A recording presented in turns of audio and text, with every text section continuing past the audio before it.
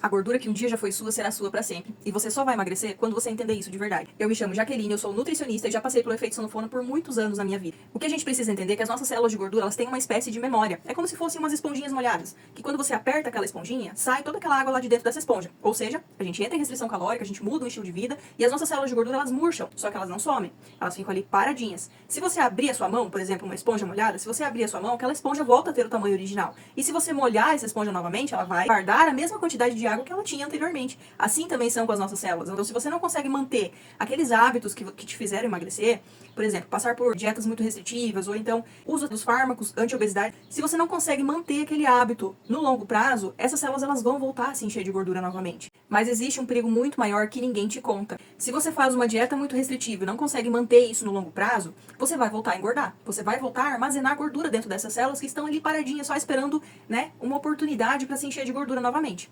E qual que é o perigo disso? O que acontece? As células de gordura, elas têm como se fosse um limite. Elas se enchem até um certo tamanho e quando não suportam mais armazenar aquela gordura dentro delas, elas se multiplicam. Então, o que era um problema que você tinha, uma quantidade de células de gordura que você tinha, depois de uma restrição calórica muito severa, que você não consegue manter no longo prazo, você vai ter muito mais células de gordura para se encherem de gordura novamente. O que a gente precisa entender de verdade é que emagrecer é diferente de perder peso. Emagrecer é você reduzir o seu percentual de gordura, é você fazer com que essas células elas fiquem ali, murchinhas, compreendendo que essas células elas não vão desaparecer depois do seu processo de emagrecimento, elas vão ficar ali contigo para sempre. Então, se você não consegue manter os hábitos no longo prazo, essas células vão voltar a se encher novamente. E aí você tem um problema maior pela questão da multiplicação dessas células. Então, o que a gente precisa entender é que é necessário mudar o estilo de vida, é necessário manter um hábito saudável, manter uma alimentação saudável, dar nutrientes para essas células trabalharem da forma correta pelo seu corpo e conseguir manter essas células ali estáveis, paradas. E isso só vai ser possível mudando o estilo de vida.